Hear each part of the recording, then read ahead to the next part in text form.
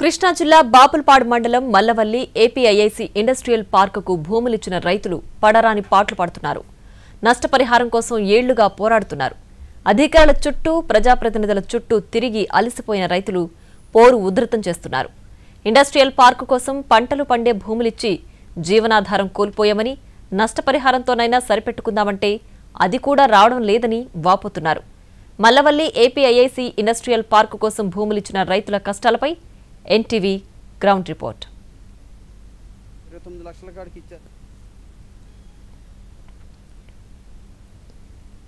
భూములిచ్చి 10 ఏళ్లకు పైగా గడిచినా నష్టపరిహారం అందలేదని ఆవేదన వ్యక్తం చేస్తున్నారు.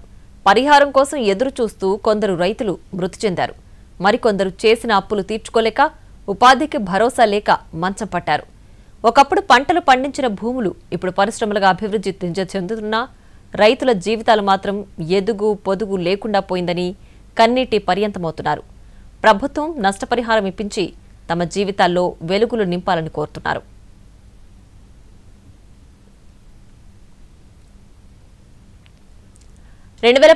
లో తెలుగుదేశం ప్రభుత్వం హయాంలో కృష్ణా జిల్లా బాపులపాడు మండలం మల్లవల్లి గ్రామంలో ఏపీఐఐసి ఇండస్ట్రియల్ పార్క్ నిర్మాణాన్ని ప్రభుత్వం చేపట్టింది. 1467 ఎకరాల భూమిని Andhra Pradesh industrial infrastructure corporation limited అధికారులు సేకరించారు. ఇందులో 100 ఎకరాలు మెగా ఫుడ్ పార్కుకు కేటాయించగా 57.45 ఎకరాల విస్తీర్ణంలో కేంద్ర రాష్ట్ర ప్రభుత్వాల ఆధ్వర్యంలో ప్రాజెక్టుల నిర్మాణం కోసం కేటాయించారు. ఇందుకు సంబంధించి 13.20 కోట్లతో మౌలిక వసతుల పనులు చేపట్టారు. సుమారు 200 కోట్ల రూపాయల వ్యయంతో ఇక్కడ ఆహార శుద్ధి పరిశ్రమలు నెలకొల్పేలా అధికారులు కార్యాచరణ రూపొందించారు. పరిశ్రమల ఏర్పాటుకు అప్పటి టీడీపీ ప్రభుత్వం ఎకరం భూమిని 2016లో 16.50 లక్షల చొప్పున కొనుగోలు చేసింది. దీనికి సంబంధించి భూమి విలువ తక్కువగా ఉండడం, ప్రభుత్వం మౌలిక సదుపాయాలు కల్పిస్తుండటంతో పలు ప్రముఖ కంపెనీలు ఆసక్తి చూపాయి. దాంతో మొత్తం 490 మంది రైతుల నుంచి 716.44 ఎకరాల భూములు గుర్తించారు. ఎకరా పొలాన్ని 7.5 లక్షల చొప్పున 53.73 కోట్ల పరిహారం చెల్లించాలని ప్రభుత్వం నిర్ణయించింది. అందుకు అనుగుణంగా 615.6 ఎకరాలకు 443 మంది రైతులకు 46.17 కోట్లను అధికారులు చెల్లించారు. సాంకేతిక సమస్య, భూ రికార్డుల్లో వివరాలు సరిగ్గా లేవన్న కారణాలతో సుమారు 128 మంది రైతులకు పరిహారం అందలేదు. ఇక అప్పటి నుంచి నష్టపరిహారం కోసం రైతులు ఎదురు చూస్తూనే ఉన్నారు. ప్రభుత్వాలు మారుతున్నా తమ తలరాతలు మారడం లేదని వాపోతున్నారు.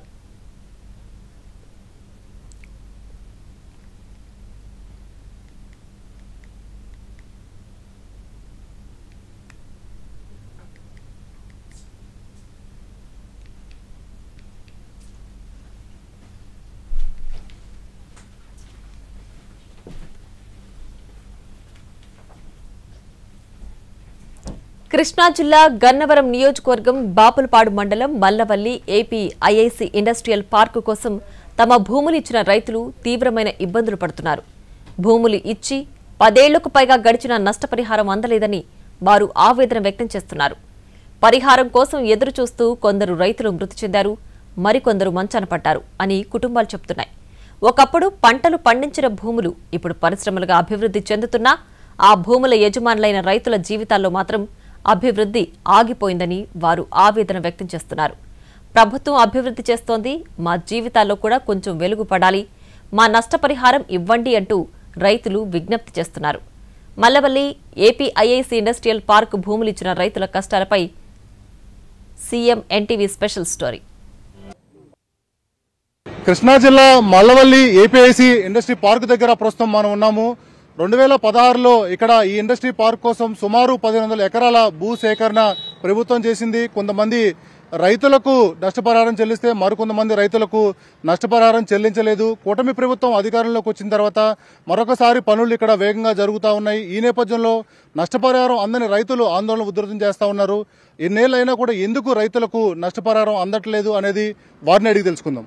కృష్ణా జిల్లా బాపులపాడు మండలం మల్లవల్లి ఇండస్ట్రియల్ పార్క్ కి భూములిచ్చిన రైతులు తమకు నష్టపరిహారం ఇవ్వాలంటూ ఆందోళన చేస్తా ఉన్నారు. 10 సంవత్సరాలు దాటిపోయినా కూడా ఇప్పటి వరకు మాకు నష్టపరిహారం ఇవ్వలేదు, మాకు వెంటనే కూడా నష్టపరిహారం ఇచ్చి ఆదుకోవాలంటూ వీళ్ళందరూ కూడా ఆందోళన తీవ్రతరం చేస్తున్నారు. ప్రభుత్వాలు మారుతున్నాయి, ఎమ్మెల్యేలు మారుతున్నారు, కానీ మా తలరాతలు మారడం లేదని చెప్పి రైతులందరూ కూడా ఆవేదన వ్యక్తం చేస్తా ఉన్నారు. మనం చూడొచ్చు విజువల్లో దాదాపు మల్లవెల్లి ఇండస్ట్రియల్ పార్క్ భూములు ఇచ్చిన రైతులందరూ కూడా ఇక్కడ ఉన్నారు.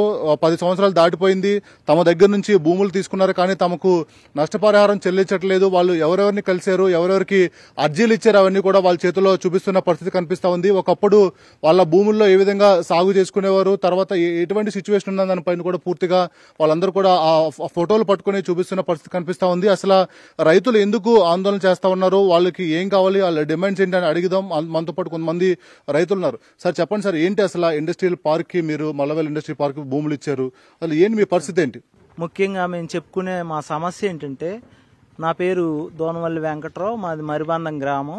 మల్లవెల్లి ఇండస్ట్రియల్ కారిడార్ కోసం 2014లో అప్పటి టీడీపీ గవర్నమెంట్ ఇక్కడ మల్లవల్లి ఏరియాలో ఈ భూమి సాగు భూమిగా ఉన్న ఈ భూమిని కంపెనీల కోసం తీసుకోవాలని చంద్రబాబు గారు ఆలోచన చేసి తీసుకునేప్పుడు అప్పటి మంత్రులు కానీ అప్పటి నాయకులు కానీ ఈ నియోజకవర్గంలో సంబంధించిన వాళ్ళందరూ కూడా మల్లవల్లిని చెప్పినప్పుడు వాళ్ళు తీసుకునేటప్పుడు ఏం చెప్పారంటే, మాకు రైతులు ప్రతి ఒక్కరు ఎవరైతే సాగుదారులు ఉన్నారో ప్రతి రైతుకి నష్టపరిహారం ఇస్తాం, సాగులో ఉన్న ప్రతి రైతుకి 7.5 లక్షల చొప్పున నష్టపరిహారం ఇచ్చే భూమి తీసుకుంటాం అనే మాట మాకు చెప్పారండి. చెప్పిన క్రమంలో రైతులందరూ ఒప్పుకున్నారు, అలాగనే భూములు ఇచ్చాం. ఆ 5 సంవత్సరాలు 2019 వరకు ప్రతి అధికారి చుట్టూ ఏపీఐసి మెయిన్ ఆఫీస్ మంగళగిరి నుంచి, ఏపీఐసి విజయవాడ జోనల్ ఆఫీస్ నుంచి, రెవెన్యూ అధికారులు నూజివీడు ఆర్డీఓ నుంచి, బాపలపాడు ఎంఆర్ఓ నుంచి, కలెక్టర్ గారి వరకు, మచిలీపట్నం కలెక్టర్ వారి కార్యాలయం వరకు వందల సార్లు తిరిగామండి. ఆ 5 సంవత్సరాలు రాత్రిపూట 1 గంటకు కూడా నియోజకవర్గం నాయకులు పిలిపిస్తే వెళ్ళామండి. ఇంకేముంది, లిస్టులు వెళ్ళిపోతున్నాయి, మీ డబ్బులు రేపే వచ్చేస్తాయి, ఎల్లుండే వచ్చేస్తాయి, మీరు దీపావళి చేసుకోండి, సంక్రాంతి చేసుకోండి అంటూ ఇప్పటి వరకు 10 సంవత్సరాలు కాలయాపనండి చేశారు. ఆ గవర్నమెంట్ అయిపోయింది. 2019లో వైఎస్ఆర్ గవర్నమెంట్ వచ్చింది. ఈ గవర్నమెంట్ వచ్చిన తర్వాత మేము మాకు అప్పుడు కూడా అదే సేమ్ ఎమ్మెల్యే గారు ఉన్నారండి. ఆయన్ని పలుసార్లు అప్పుడు కూడా 100 సార్లు కలిసామండి. మా సమస్యను వాళ్ళ దగ్గరికి కూడా 100 సార్లు తిరిగి, అప్పుడు అధికారుల దగ్గరికి తిరిగాం, అప్పుడు నాయకుల దగ్గరికి తిరిగామండి. తిరిగితే మేము చేస్తాం ఇస్తామని చెప్పేసి లాస్ట్లో 2022లో మేము ఇక విసిగిపోయి మా భూముల దగ్గరికి రావద్దు, మీరు కంపెనీలు కట్టొద్దు అని కంపెనీలు అడ్డుకున్నామండి. కంపెనీలు అడ్డుకున్న క్రమంలో వాళ్ళు మా మీద కేసులు పెట్టి దౌర్జన్యంగా మమ్మల్ని కొట్టి రోడ్లకేసి ఈడ్చి మా భూముల్లో మమ్మల్ని రానియకుండా నానా హింసలకు గురి చేశారండి. మా భూమికి 10 సంవత్సరాల నుంచి ఎవరికీ తెలియని విషయం కాదు ఇది, ప్రతి ఒక్కళ్ళకి తెలుసు. ఇది బహిరంగ రహస్యం. అవతల చంద్రబాబు నాయుడు గారి కాడి నుంచి, లోకేష్ గారి కాడి నుంచి, పవన్ కళ్యాణ్ గారి కాడి నుంచి ప్రతి ఒక్కళ్ళ చుట్టూ ఏడ్చుకుంటూ తిరిగాము, వెళ్ళాము. అన్నా మీ సమస్య మేము తీరుస్తామని మాట ఇచ్చారు. ఎవరూ మమ్మల్ని పట్టించుకోవట్లేదు. వాళ్ళు వచ్చి కంపెనీలు కడతా ఉంటారు. ఏపీఐసి వాళ్ళు మేము డబ్బులు ఇచ్చి రెవెన్యూ దగ్గర కొనుక్కున్నాం, మీరు వాళ్ళ దగ్గరికి వెళ్ళండి అంటారు. రెవెన్యూ వాళ్ళు ఏమో మేము అమ్మేసుకున్నాం, భూమి మాది, మీరు మీ చేతనైంది చేసుకోండి అంటారు. ఏంటండి ఇది? రైతు 1950 నుంచి ఇది సాగులో ఉంది. ప్రతి రైతు ఇక్కడ ఉన్నాడు. ఉన్న రైతును ఎందుకు గుర్తించరు మీరు? సాగులో ఉన్న రైతును ఎందుకు గుర్తించలా? మినిమం ఒక నోటీస్ లాంటిదైనా ఇవ్వాలి సాగులో ఉన్న రైతుకి. ఎవరికైనా మీరు నోటీస్ ఇచ్చారా? ఎవరైనా భూమి అయినా తీసుకుంటామని చెప్పారా? ఓన్లీ మల్లవల్లి వరకే అన్నారు. మల్లవల్లి రైతులకే ఉన్న డబ్బులు అందరికీ ఇచ్చారా? పొరుగురు వాళ్ళకి ఇవ్వలేదా? పొరుగురు వాళ్ళకి ఇచ్చారు కదా, అలా మాకెందుకు ఇవ్వలేదు? 2016లో భూములు ఇచ్చాము. అప్పటి నుంచి ఇప్పటి వరకు కూడా నష్టపరిహారం ఇవ్వలేదు. నష్టపరిహారం ఇవ్వని క్రమంలో అనేక మంది ఈ భూములు ఇచ్చిన రైతులు కూడా చనిపోయారు. కొంతమంది చనిపోవడం కూడా సిద్ధంగా ఉన్నారని ఇక్కడ ఉన్న రైతులు చెప్తా ఉన్నారు. మా సమస్యలు పరిష్కరించాలి, మాకు నష్టపరిహారం ఇవ్వాలని తిరగని అధికారులు లేడు, తిరగని నాయకుడు లేడని చెప్పి కూడా రైతులు చెప్తా ఉన్నారు. మనతో పాటు కొంతమంది రైతులు కూడా ఉన్నారు, వాళ్ళని అడుగుదాం. అసలు ఏంటి సార్, అసలు ప్రధానంగా ఇక్కడ ఉన్న మీ సమస్య ఏంటి? మా సమస్యల్లో ఒకటేనండి, మేము మా జీవనోపాధారమైనటువంటి వ్యవసాయ భూమిని తీసేసుకొని సుమారుకి 11 సంవత్సరాలు బట్టి మాకు ఎటువంటి నష్టపరిహారం ఇవ్వకుండా నాయకులు వస్తున్నారు, వాగ్దానాలు ఇస్తున్నారు, వెళ్తారు. కానీ కనీసం వాళ్ళ గుమ్మం దగ్గరికి వెళ్తే మమ్మల్ని ఒక మనిషిలా కూడా గుర్తించలేదండి. వ్యవస్థలో ఎవరో కూడానండి, ఏ రాజకీయ నాయకుడు కానీ ప్రభుత్వ ఉద్యోగి కానీ మమ్మల్ని ఒక మనిషిలా గుర్తిస్తాండి. రైతే రాజు అని అంటున్నారు, కానీ ఇక్కడ రైతు రాజు కాదండి. రైతు వాళ్ళకి అవసరం లేదు, వాళ్ళకి కావాల్సింది అలాగండి. ఇక్కడ కట్టిన ఇండస్ట్రీలు డెవలప్ అవుతుంది కానీ మా జీవితాలు డెవలప్ అవ్వలేదండి. అవి పెద్ద పెద్ద మ్యారేజ్ డెవలప్ అయినాయి, మేము మాత్రం అధపాదాలకు వెళ్ళిపోయామండి. ఒకరోజు తిండికి కూడా జరగకుండా ఇంట్లో పస్తున్న వాళ్ళు ఎంతమంది వాళ్ళ వైపు కనీసం తొంగి చూసే నాయకుడు లేడండి, ఒక ఉద్యోగస్తుడు లేదండి. మాకేంటి ఈ శిక్ష అర్థం అవట్లా, మా గురించి పట్టించుకునే నాయకుడు కనపడతలా, ఎవరో కనపడలేదండి. మేము మా ఎంత అజమ్య గోచరంగా అయిపోయిందండి మా జీవితం అంతా. రోజుకో సాటకి వెళ్తున్నాం, కనపడుతున్నాం, తిరుగుతున్నాం, వస్తున్నాం. రేపు అవుద్ది, ఎల్లుండి అవుద్ది, మీకు రేపు సంక్రాంతికి అయిపోద్ది, నేను దసరాకి అయిపోద్ది అంటున్నారు. కానీ మాకు ఎన్నో దసరాలు వెళ్ళిపోయినండి, ఎన్నో దీపావళి వెళ్ళిపోయినండి, సంక్రాంతి వెళ్ళిపోయినండి. కానీ మా జీవితాల్లో పండుగ వెళ్ళటండి. మేము భూములు ఇచ్చిన ప్రాంతాల్లో ఫ్యాక్టరీలు పెట్టుకుని వాళ్ళు అభివృద్ధి చెందుతున్నారు తప్ప మా జీవితంలో అభివృద్ధి అంతా ఆగిపోయిందని చెప్పి రైతులు ఆవేదన వ్యక్తం చేస్తూ ఉన్నారు. మనతో పాటు కొంతమంది రైతులు ఉన్నారు, వాళ్ళతో కూడా మాట్లాడే ప్రయత్నం చేద్దాం. సార్ చెప్పండి సార్, అసలు ఎంతమంది రైతులు నష్టపోయారు మొత్తం ఇండస్ట్రీ పార్క్ భూములు ఇచ్చి? మీ అసలు ఏంటి మీ ప్రధాన డిమాండ్లు ఏంటి? 655 మందిని గుర్తించారు సార్. దాంట్లో 490 మంది రైతులకు ఇచ్చారు. మల్లవెల్లి గ్రామాలు ఇవ్వండి, పొరుగు గ్రామాలు ఇవ్వండి, పొరుగు వాళ్ళకి కానివ్వండి. ఆ 495 మంది వీళ్ళందరూ మంది ఉన్నారు. ఇంకా 165 మంది ఉన్నారండి లిస్టు ప్రకారం. ఏమండి, ఆ లిస్టు ప్రకారమే మేము అని అడుగుతున్నాం. మేము ఒక లిస్టు తయారు చేసి ఇదే లిస్టుని తీసుకెళ్లి బాపులపాడు ఎంఆర్ఓ వరకు ఇస్తే, ఏమండి ఇంతమంది రైతులు ఇంకా ఇవ్వాలి, 124 మంది రైతులు ఇవ్వాలని ఆయనే సంతకం బట్టి ఆమోద ముద్ర వేసినవి కూడా మేము కలెక్టర్ దగ్గరికి తీసుకెళ్ళాం, ఎంఆర్ఓ ఆఫీస్కి తీసుకెళ్ళాం, ఏమండి గుడివాడ కూడా తీసుకెళ్ళాం, ప్రతి నాయకుడికి దగ్గర తీసుకెళ్ళామండి. మేము ఇక్కడికి వస్తే మాకు వరాహి యాత్రలో పవన్ కళ్యాణ్ గారి దగ్గరికి కూడా తీసుకెళ్ళామండి. యువగళం నారా లోకేష్ గారి దగ్గరికి కూడా తీసుకెళ్ళాం. మన ప్రభుత్వం వస్తుంది, మీకు న్యాయం చేస్తామన్నారు. అంటవే కానీ ఇంత మట్టికి న్యాయం చేయలేదండి. ఆ ప్రభుత్వం వచ్చినప్పుడు కూడా మా రైతులను ఎవరిని పట్టించుకోలేదు సార్. ఇక్కడ ఉన్న ఇండస్ట్రీ వాళ్ళకి ఏమండి మాకు రైతులు అడ్డుపడుతున్నారంటే ఒక్కొక్క రైతు ఇంటి దగ్గర 10 మంది పోలీసులు పెట్టారు సార్ ఈ గవర్నమెంట్ వచ్చాక కూడా. అంటే రైతు ఇంటి దగ్గర 10 మంది పోలీసులు పెట్టాల్సిన ఈ గవర్నమెంట్ పని ఏంటి? ఏమండి చాలాలో రోడ్లు వేయటానికి కానీ, వాళ్ళకి ఇవ్వటానికి కానీ, కరెంట్ ఇవ్వటానికి కానీ ఉన్న డబ్బులు రైతులకి మహా అయితే ఒక 20 కోట్లు లోపిస్తే ఈ రైతులందరూ క్లియర్ అయిపోతారండి. దానికి ఎందుకు మీరు జాప్యం చేస్తున్నారు? మాకు ఆ కారణం మీడియా వ్యక్తుల ద్వారా తెలియపరచాల్సిందిగా కోరుతున్నాం. చాలా మంది ఉండండి. ఇక్కడేంటంటే పవన్సనపల్లి కానీ, పవన్సనపల్లి వాళ్ళు రైతులు కాదు, పవన్సనపల్లి రైతులు కానప్పుడు వాళ్ళ ఇళ్లలోకి పోలీసులు మీరు ఎందుకు పంపించారు? ఏమండి గొల్లపిల్లల దగ్గరికి ఎందుకు పంపించారు పోలీసుల్ని? వాళ్ళు మీరు పంపించాలని వాళ్ళు తెల్లారు గుమ్మంలో ఎలగంగానే 5ంటికి పోలీసులు ఉన్నారు. ఏంటంటే మీ దగ్గర ఉన్నారంటే మీరు అక్కడ పొలాలకి అడ్డుపడుతున్నారంట. ఏమండి పారిశ్రమ వాడకి అక్కడ ఉన్నవాళ్ళు కంప్లైంట్ అంటే వాళ్ళేనా మనుషులు? రైతులు మనుషులు కాదా? ఒకప్పుడు ప్రతి రాజకీయ నాయకుడు మాటేనండి, రైతే రాజు, రైతే పట్టుకొమ్మ అంటున్నారు. లేదండి, వాళ్ళ మాటల వరకే, ఏదైనా పరిమితి మాటల వరకే, చేతల్లో ఏ రాజకీయ నాయకుడు చేయట్లా. మాకు పవన్ కళ్యాణ్ గారు హామీ ఇచ్చారండి. 2023లో ఆగస్టు 6వ తారీఖు ఇక్కడికి వచ్చి ఒక 4000 మంది రైతుల మధ్యన మాకు మాట ఇచ్చారు. ఆ మాట నెరవేర్చాల్సిందిగా పవన్ కళ్యాణ్ గారు మీడియా మిత్రుల ద్వారా మేము కోరుకుంటున్నాం సార్. అంతే, మా విన్నపం కూడా అదే సార్. ఓకే. మొత్తం మీద అనేక మంది రాజకీయ నాయకుల దగ్గర కూడా తిరిగాము. మాకు పవన్ కళ్యాణ్ వారాహి యాత్రలో కూడా పవన్ కళ్యాణ్ కలిసాము, అతను కూడా న్యాయం చేస్తారని కూడా చెప్పారని చెప్పి ఇక్కడ ఉన్న రైతులు చెప్తా ఉన్నారు. ఏదైతే వాళ్ళ భూములు ఇచ్చిన సంబంధించిన డాక్యుమెంట్స్ అన్ని కూడా పట్టుకుని వీళ్ళు చూపిస్తున్న పరిస్థితి మనకు కనిపిస్తా ఉంది. ఎందుకంటే టెక్నికాలిటీస్ అన్ని కూడా మాకు ఈక్వల్ గా ఉన్నాయి. మా భూములు అని చెప్పి కూడా సాక్ష్యాలు కూడా మేము చూపిస్తున్నాము. మా దగ్గర భూములు తీసుకున్నారు, అయినా కూడా మాకు న్యాయం చేయట్లేదని చెప్పి కూడా ఇక్కడున్న రైతులందరూ కూడా చెప్తున్న పరిస్థితి కనిపిస్తా ఉంది. మనం ఆ విజువల్లో చూడొచ్చు. దాదాపు ఒకప్పుడు సాగు భూములు ఏ విధంగా ఉన్నాయో, వాళ్ళంతా కూడా ఇక్కడ వ్యవసాయం ఏ విధంగా చూసుకున్నారని వాళ్ళందరూ కూడా ఫోటోలు పట్టుకొని చూపిస్తా ఉన్నారు. దాంతో పాటు భూములు ఇచ్చిన తర్వాత వాళ్ళ పరిస్థితి ఏంటి, ఎవరెవరిని కలిశారు, ఎవరెవరికి కలిసి వాళ్ళ గోడును వినవించుకున్నారు అనేది కూడా వాళ్ళ ఫోటోలన్నీ కూడా చూపిస్తున్న పరిస్థితి మనకు కనిపిస్తా ఉంది. దాదాపు 10 సంవత్సరాలు పైగా అయిపోయిన నేపథ్యంలో భూములు ఇచ్చిన వారిలో కొంతమంది చనిపోయారు, మరొక కొంతమంది మంచాన్ని పడ్డారని చెప్పి కూడా రైతులు ఆవేదన వ్యక్తం చేస్తా ఉన్నారు. చూడొచ్చు మనం, దాదాపు 10 సంవత్సరాలు అవుతుంది కనుక అటు మహిళలు, వృద్ధులు వాళ్ళందరూ కూడా ఏ విధమైన బాధని ఆవేదన వ్యక్తం చేస్తున్నారని కూడా మనం అర్థం చేసుకోవచ్చు. మనతో పాటు కొంతమంది ఉన్నారు, వాళ్ళని అడిగి తెలుసుకుందాం. అమ్మ చెప్పండి అమ్మ, ఏంటి అసలు మీ ప్రధాన సమస్య ఏంటి? భూములు ఇచ్చారంటున్నారు, ఏమవుతుంది? భూములు ఇచ్చి కోల్పోయి అందరము చాలా బాధలు పడి అన్ని ఎంతో కష్టంతో వ్యాధుల బారిన పడి బాధల బారిన పడి చనిపోయి మరి ఇళ్లల్లో ఆడపిల్లల్ని వదిలిపెట్టేసి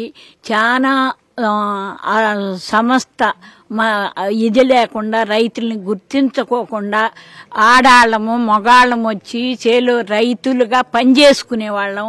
10 సంవత్సరాలుగా పంట లేకుండా, పాడి లేకుండా, పైరు లేకుండా అన్నీ కోల్పోయి ఎంతో రోడ్డును పడి ఈరోజు పరిస్థితి వండుకుంటానికి కూడా సమస్యలు.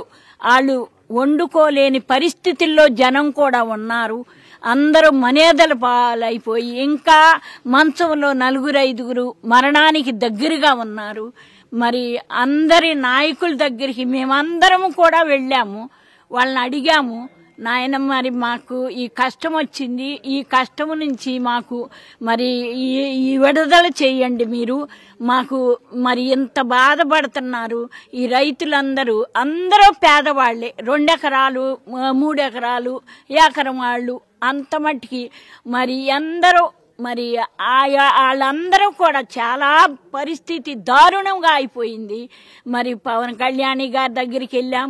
లోకేష్ గారు ఇక్కడికి వచ్చినప్పుడు మేము దగ్గర ఉండి ఆయన దారిలో కాసుకుని మరి ఆయన పట్టుకుని ఏడ్చేసి మేము ఆడాళ్ళమందరం అమ్మా నువ్వెందుకు వచ్చావు, నిన్నెందుకు తీసుకొచ్చారు అని వర్షం ఆ రోజు అయినప్పటికి కూడా పావు గంట నా చేతులు పట్టుకుని అమ్మా మన పార్టీయే వచ్చేది, ఖచ్చితంగా మీకు న్యాయం చేస్తాం. అయ్యా రేపు కేసులంట అయ్యంట మాకు తెలియదు బాబు, మా బాబు అసలు కోర్టులు అయ్యవ్వారు మాకు తెలియదు బాబు, మరి ఎట్ట చేశారని మరి యార్లగడ్డ ఆయన కూడా వచ్చి మరి మా కాగితాలు తీసుకుని మరి ఇదిగో వీళ్ళ సమస్య పరిష్కారం చేయమని అని చెప్పారు లోకేష్ బాబు.